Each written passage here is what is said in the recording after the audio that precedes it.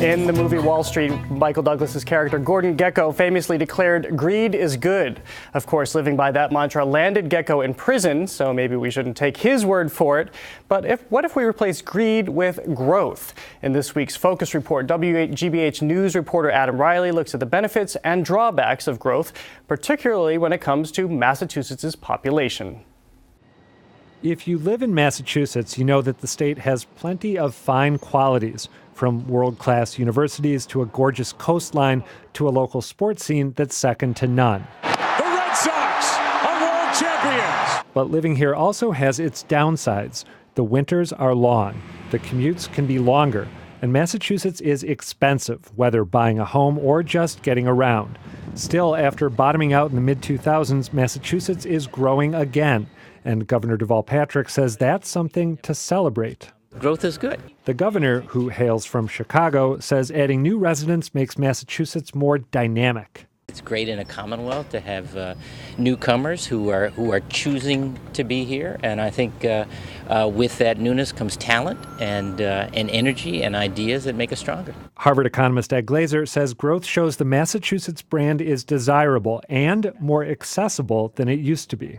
People want to live here, and we haven't built enough housing to accommodate them. If our population grows, it means that we're accommodating them with more housing supply, and that means that we're building the houses to enable ordinary people to afford this currently overpriced area. Glazer thinks we should build even more aggressively, and that means changing basic assumptions, like the suburban ideal of a single-family home with a sprawling lawn.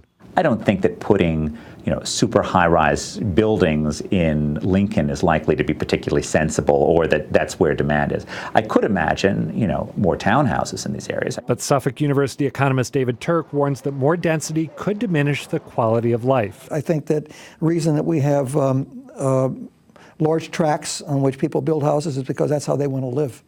And if we make that less available by forcing housing to take a different path where the lots are smaller, I think we discourage people from coming here. And for Turk, Massachusetts' modest growth rate is pretty underwhelming. Don't get too excited. I mean, they are moving back, but it's at a snail's pace now the last year or so.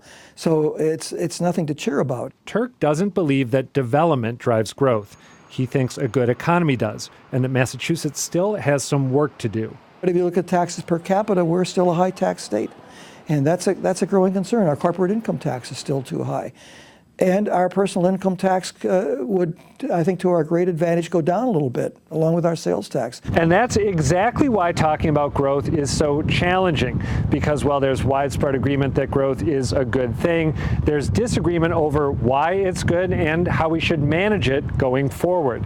But that's also why it's a conversation Massachusetts needs to have, because what you think about those questions is going to shape the way you think about a host of big public policy debates. Do we build out or up, or both? Do we prioritize green space or new development? Is the state's gas tax a commitment to the future or a regressive grab for cash?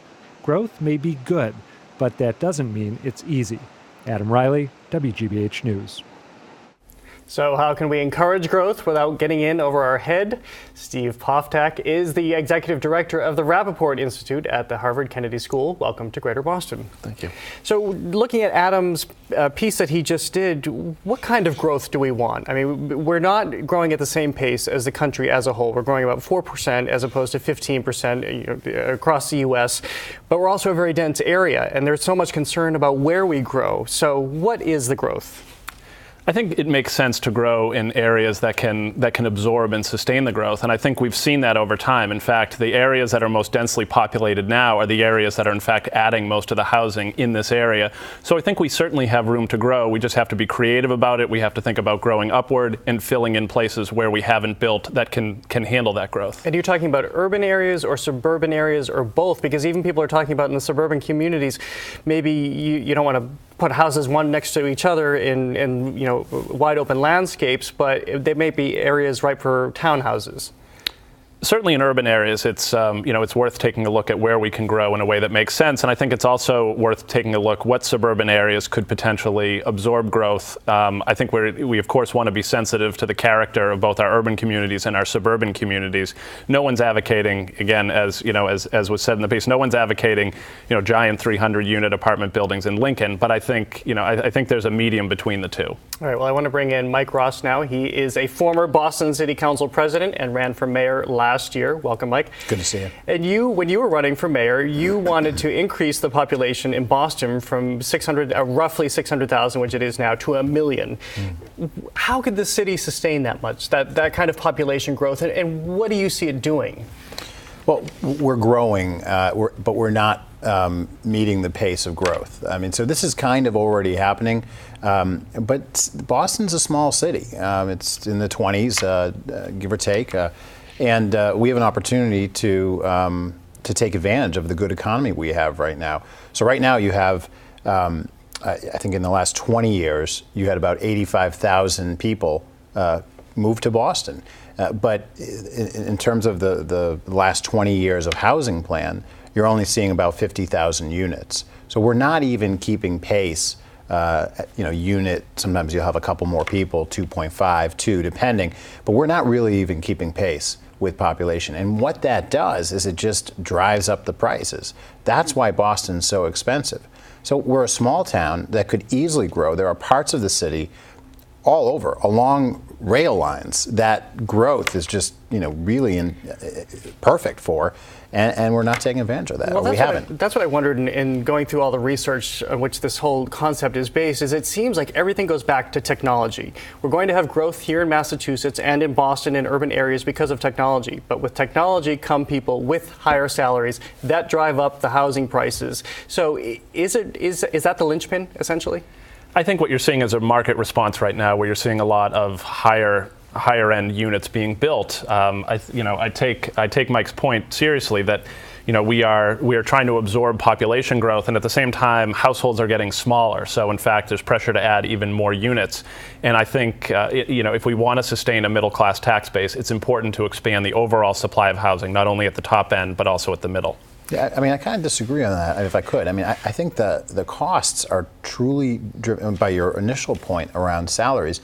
The costs are being driven by supply and demand. And, you go to an open house today, there are 10 people there, and already the cost of the unit is well above asking price. That's not normal. That's not a healthy supply-demand ratio. If we could just build faster, you'd see a whole new opening of housing markets, and whatever the salaries are, you'd actually see, ideally, you would see prices fall, or at least kind of catch up to more normal. Well, and a lot of the research talked about how that's not necessarily possible in this area because of different government bureaucracies and people fighting developments. Do you see a possibility that there could actually be that kind of development that you're talking about that would level out the housing prices? Yeah, I mean, I think it's a combination of not being over-regulatory, right? So in Boston, in many parts of the city, you can't have basement units, you can't have micro units. We're still talking about these smaller micro units like that's something new. They've been around for years across the country, across the world. We don't allow them except in certain parts of the city as a pilot. But then you have to look at zoning, you have to look at what you're allowed to build, and ultimately it's just you need to build more. Just the pace is too slow. So yeah, I think if we didn't focus on over-regulating and instead looked at opening up new places to build across the city, I think that we could accomplish our goal.